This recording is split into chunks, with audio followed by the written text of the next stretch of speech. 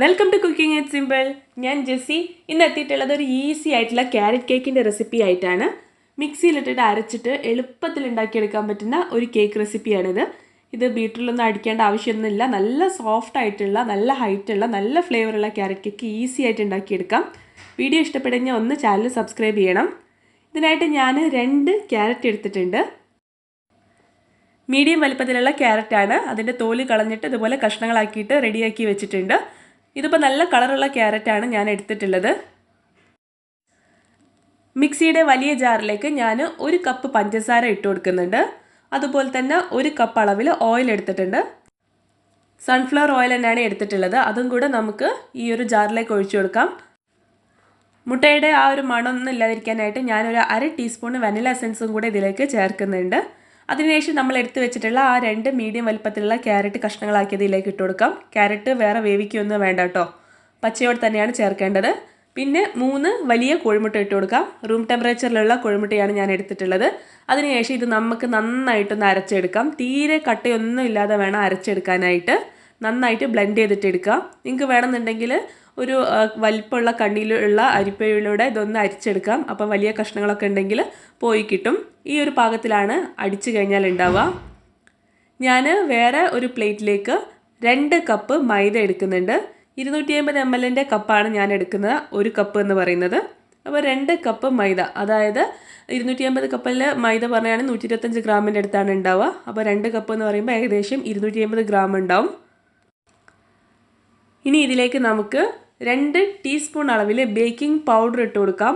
നമ്മൾ ഈ റെസിപ്പിയിൽ baking powder മാത്രമേ ചേർക്കുന്നുള്ളൂ, ബേക്കിംഗ് സോഡ ചേർക്കുന്നില്ല. ഇതെല്ലാം കൂടെ നമുക്ക് അരിപ്പയിലൂടെ നന്നായിട്ടൊന്ന് ഇടഞ്ഞെടുക്കാം. എന്തെങ്കിലും കട്ടയൊക്കെ ഉണ്ടെങ്കിൽ പോകാൻ വേണ്ടിയിട്ടാണ്. അതുപോലെ തന്നെ ബേക്കിംഗ് പൗഡറും മൈദയൊക്കെ നല്ല ഈവൺ ആയിട്ട് മിക്സ് ആയും കിട്ടും. കേക്ക് നല്ല ലൈറ്റായിട്ടും ഇരിക്കും. അതിനാണ് നമ്മൾ ഈ അരിപ്പയിലൂടെ ഇങ്ങനെ അരിച്ചെടുക്കുന്നത്. ഞാൻ 6 ഇഞ്ച് വായവട്ടമുള്ള ഒരു ബേക്കിംഗ് ടിന്ന് അല്ലെങ്കിൽ ഒരു അലൂമിനിയം ടിന്ന് ഒന്ന് ഓയിൽ ചെയ്തിട്ട് എടുക്കുന്നുണ്ട്. അതുപോലെ തന്നെ അടിഭാഗത്തായിട്ട് ഒരു പീസ് ബട്ടർ പേപ്പർ വെച്ച് കൊടുക്കുന്നുണ്ട്. കേക്ക് നമുക്ക് എളുപ്പത്തിൽ ഈ ഒരു ടിന്നിൽ നിന്ന് എടുക്കാൻ വേണ്ടിയിട്ട്, മടിയിലൊന്നും പിടിക്കാതിരിക്കാൻ വേണ്ടിയിട്ടാണ് നമ്മൾ ഈ ഒരു ബട്ടർ പേപ്പർ വെച്ച് കൊടുക്കുന്നത്. അതിനുശേഷം ഈ ബട്ടർ പേപ്പർ ഒന്ന് പ്രസ് ചെയ്തിട്ട് കേക്കിൻ്റെ ടിന്ന് ഒന്ന് റെഡിയാക്കി വെക്കുന്നുണ്ട്. ഈ റെസിപ്പി നിങ്ങൾക്ക് വേണമെന്നുണ്ടെങ്കിൽ അടുപ്പത്തും ചെയ്യാം, അല്ലെങ്കിൽ കുക്കറിൽ വേണമെങ്കിൽ കുക്കറിലും ചെയ്യാം കേട്ടോ. ഞാനിപ്പോൾ ഓവനിലാണ് ഈ ഒരു റെസിപ്പി കാണിക്കുന്നത്. ഇനി നമ്മൾ അടിച്ചു വെച്ചിട്ടുള്ള ആ ഒരു ക്യാരറ്റിൻ്റെ മിക്സ്ചറിലേക്ക് കുറേശ്ശെയായിട്ട് മൈദൻ്റെ കൂട്ട് ഇട്ടിട്ട് ഇതുപോലെ ഒന്ന് മിക്സ് ആക്കിയിട്ട് എടുക്കുക. മൊത്തത്തിലിട്ട് മിക്സ് ചെയ്ത് കഴിഞ്ഞാൽ കട്ട പിടിക്കാനുള്ള ചാൻസ് ഉണ്ട്. അതുകൊണ്ട് ഒരു 3 ബാച്ചൊക്കെ ആയിട്ട് ചേർത്തിട്ട് ഇതുപോലെ മെല്ലെ മിക്സ് ചെയ്തിട്ട് എടുക്കുക. ഞാൻ എടുത്തിട്ടുള്ള ക്യാരറ്റിന് നല്ല കളർ ഉള്ളതുകൊണ്ട് തന്നെ ഞാൻ പ്രത്യേകിച്ച് കളറൊന്നും ചേർക്കുന്നില്ല.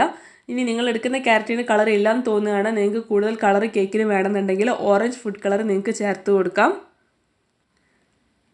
അതുപോലെ തന്നെ നിങ്ങൾക്ക് മിക്സ് ചെയ്യാൻ സ്പാച്ചുല തന്നെ വേണമെന്നില്ല, ഒരു വൈഡ് വിസ്ക് ഉപയോഗിച്ചിട്ട് നിങ്ങൾക്ക് മിക്സ് ചെയ്യാം, സ്പൂൺ ഉപയോഗിച്ചിട്ട് മിക്സ് ചെയ്യാം. അതിനുശേഷം ഞാൻ ഈ ഒരു മിക്സ്ചറിലേക്ക് 2 ടേബിൾ സ്പൂൺ അളവിലും പാല് കൂടെ ചേർക്കുന്നുണ്ട്. നമ്മുടെ കേക്ക് ഒന്ന് മോയ്സ്റ്റ് ആയിട്ട് ഇരിക്കാൻ വേണ്ടിയിട്ടാണ്. വെറും 2 ടേബിൾ സ്പൂൺ മാത്രം മതി. അപ്പോൾ പാല് കൂടെ മിക്സ് ചെയ്ത് കഴിഞ്ഞാൽ ഈ ഒരു തരത്തിലാണ് നമ്മുടെ ബാറ്റർ ഉണ്ടാവുക. ഈ ഒരു കൺസിസ്റ്റൻസിയിലാവണം ഉണ്ടാവേണ്ടത്. ഇനി നിങ്ങൾ എടുക്കുന്ന ക്യാരറ്റിൻ്റെ അളവ് കൂടുതലാണെന്നുണ്ടെങ്കിൽ, കുറച്ച് തിക്കാണെന്നുണ്ടെങ്കിൽ കുറച്ചുകൂടെ പാല് ചേർത്ത് കൊടുക്കുക. എന്നിട്ട് ഈ ഒരു കൺസിസ്റ്റൻസിയിലാക്കുക. അതിനുശേഷം കേക്കിൻ്റെ ബാറ്റർ ഇതുപോലെ ടിന്നിലേക്ക് ഒഴിച്ചിട്ട് ഒന്ന് നന്നായിട്ട് ടാപ്പ് ചെയ്തിട്ട് എടുക്കുക. എന്തെങ്കിലും എയർ ബബിൾസ് ഒക്കെ ഉണ്ടെങ്കിൽ പോകാൻ വേണ്ടിയിട്ടാണ്. പിന്നെ ഈ ഒരു കേക്ക് ബേക്ക് ചെയ്യാനായിട്ട് ഞാൻ 160 ഡിഗ്രി സെൽഷ്യസിൽ എൻ്റെ ഓവൻ പ്രീഹീറ്റ് ചെയ്ത് വെച്ചിട്ടുണ്ട്. 40 to 50 മിനിറ്റ്സ് ആണ് ബേക്കിംഗ് ടൈം. പിന്നെ ക്യാരറ്റ് നമ്മൾ പച്ചയായിട്ട് ഇട്ടതുകൊണ്ട് തന്നെ ബേക്ക് ചെയ്ത് വരുന്ന സമയത്ത് കേക്കിൻ്റെ മുകൾ ഭാഗം കറുത്ത് പോവാതിരിക്കാനായിട്ട് ഞാൻ ഇതുപോലെ ഒരു ഫോയിൽ വെച്ചിട്ട് ജസ്റ്റ് ഒന്ന് മൂടുന്നുണ്ട്. ഒന്നായിട്ട് എയർ ഒന്നും പോകാത്ത രീതിയിൽ ടൈറ്റായിട്ട് മൂടരുത്. ജസ്റ്റ് ഒരു ഫോയിൽ പേപ്പർ മേലെ വെച്ചാൽ മാത്രം മതി. ഇങ്ങനെ ചെയ്താൽ കേക്ക് നല്ല മോയ്സ്റ്റ് ആയിട്ടിരിക്കും, നല്ല ഡാർക്ക് ഒന്നും ആവില്ല. ഇപ്പം ഞാനിതാ 50 മിനിറ്റ്സ് ബേക്ക് ചെയ്തിട്ടുണ്ട്. 160 ഡിഗ്രി സെൽഷ്യസിലാണ് ബേക്ക് ചെയ്തിട്ടുള്ളത്. കേക്ക് നന്നായിട്ട് ചൂട് തടഞ്ഞതിന് ശേഷം മാത്രം ഡീമോൾഡ് ചെയ്യുക. ഒരു സ്പാച്ചിൽ ഉപയോഗിച്ചിട്ടോ കത്തി ഉപയോഗിച്ചിട്ടോ ഇതുപോലെ സൈഡിലൂടെ ഒന്ന് ഓടിച്ചു കൊടുക്കുക. അതിനുശേഷം കേക്ക് ടിന്നിൽ നിന്ന് പുറത്തേക്ക് എടുക്കുക. നല്ല ഹൈറ്റിൽ തന്നെ നന്നായിട്ട് പൊങ്ങി വന്നിട്ടുണ്ട്. നല്ല സൂപ്പർ സോഫ്റ്റ് ആയിട്ടുള്ളൊരു കേക്കാണ്. നല്ല ക്യാരറ്റിൻ്റെ ഫ്ലേവറും ഉണ്ട്. ഈ ബട്ടർ പേപ്പർ നമുക്ക് അങ്ങ് എടുത്ത് കളയാം. അപ്പോൾ അതാ ഇതിൻ്റെ ഹൈറ്റൊക്കെ നിങ്ങൾക്ക് നോക്കിയാൽ തന്നെ മനസ്സിലാവും.